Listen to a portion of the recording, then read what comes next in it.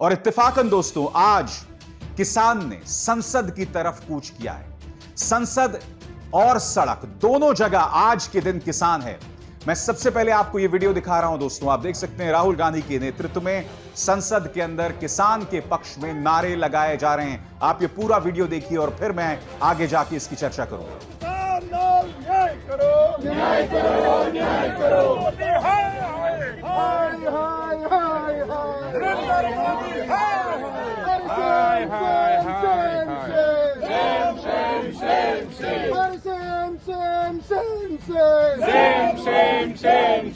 किसान आंदोलन की गूंज संसद में सुनाई पड़ी और बाहर दिल्ली पुलिस ने बेहूदगी की तमाम हदों को पार कर दिया।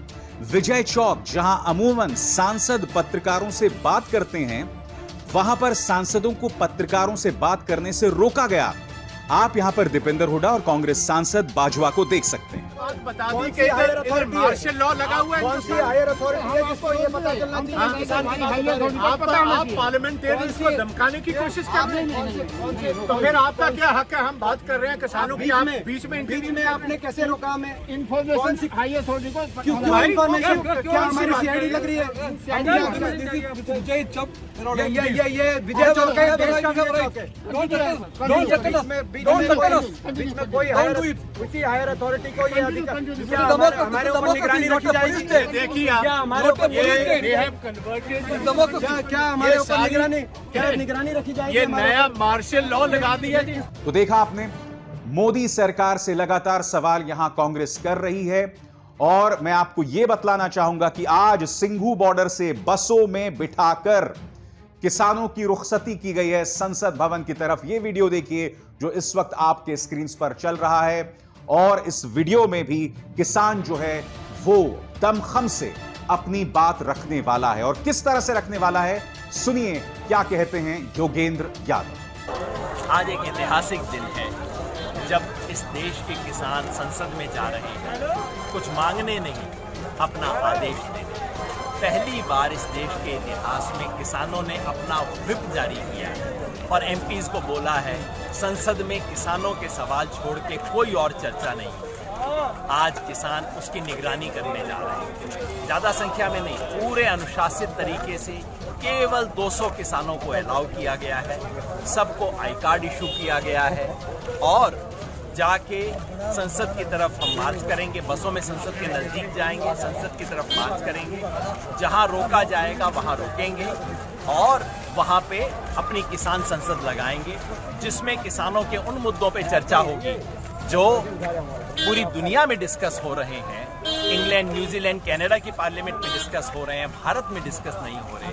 हम उन पे चर्चा करेंगे। सरकार हमसे बार बार कहती है हमें पता नहीं किसानों को इन कानूनों पे ऐतराज क्या है। आज वो भी हम सरकार को सुनाएंगे कि क्या ऐतराज है, ताकि इस सरकार को और संसद को समझ आए। मैं आपसे एक सीधा सवाल पूछना चाहता हूं। मैं जानता हूं आप लोगों में से कई लोग कहेंगे कि भाई इनकम टैक्स विभाग को अपना काम करना चाहिए, कोई कुछ गलत करेगा तो उस पे काम करना चाहिए। बिल्कुल करना चाहिए। मैं आपसे एक छोटा सवाल पूछता हूं। रिपब्लिक न्यूज चैनल के संपादक हैं। हाल ही में मुंबई पुलिस ने चार्जशीट दाखिल की है जिसमें टीआरपी स्कैम यानी फर्जी तरीके से रेटिंग हासिल करने के मामले में अर्नब गोस्वामी का नाम उस आरोप पत्र में है। वो एक आरोपी है। 5 दिन तक वो जेल में था। किस मामले में? एक आदमी को आत्महत्या करने पर मजबूर करने के मामले में। मैं समझना चाहता हूं कि भारतीय जनता पार्टी जो है वो ऐसे पत्रकारों पर कभी कोई एक्शन क्यों नहीं लेती? इनके अकाउंट्स को क्यों नहीं खंगालती? इनके रहमो करम उन न्यूज चैनल्स या उन एजेंसीज पर क्यों होते हैं जो भारतीय जनता पार्टी से सवाल पूछते हैं? आप उन्हें क्यों बदनाम करते हैं? उन्हें क्यों टारगेट करते हैं हर बार? क्या आपके अंदर डर है? क्या आप डरते हैं?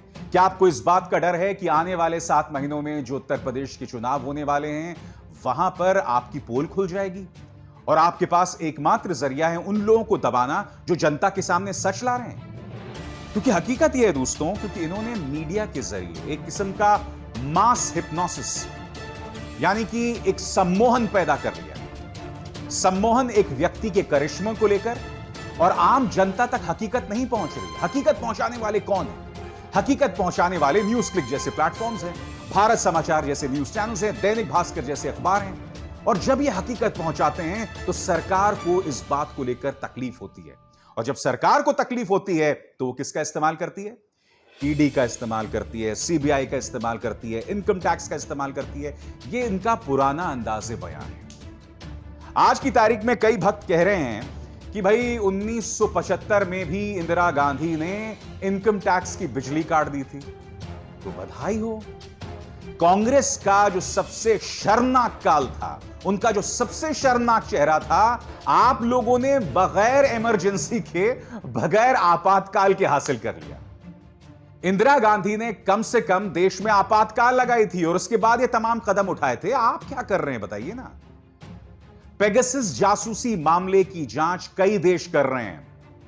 फ्रांस इस मामले की जांच कर रहा है, इस्राइल में भी इस मामले की जांच हो सकती है, मगर हमारे भारत के अंदर न्यूज चैनल्स उन लोगों पर निशाना साध रहे हैं जो पेगासस जासूसी मामले के शिकार हैं। इससे ज्यादा कल्पना से विचित्र हो सकता है कहीं पर?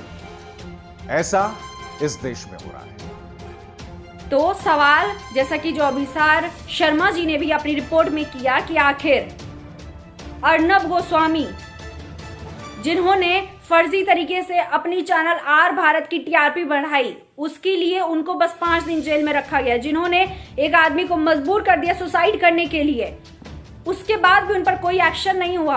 आखिर मोदी सरकार ऐसे पत्रकारों से सवाल क्यों नहीं करती है? ऐसे पत्रकारों की पोल क्यों नहीं खोली जाती है? ऐसे पत्रकारों का अकाउंट्स क्यों नहीं हैक होता है? ऐसे पत्रकारों पर इनकम टैक्स की रेट क्यों नहीं पड़ती है? जो पत्रकार, जो न्यूज़पेपर, जो टीवी चैनल मोदी जी के खिलाफ है, मोदी सरकार के खिलाफ आवाज उठाते हैं, सिर्फ उन्हीं के साथ क्यों होता है? क्या मोदी सरकार डर गई है? ऐसे पत्रकारों से डर गई है जो निष्पक्ष पत्रकारिता करते हैं और मोदी सरकार का सारा काला चिट्ठा हमारे सामने लाकर रखते हैं?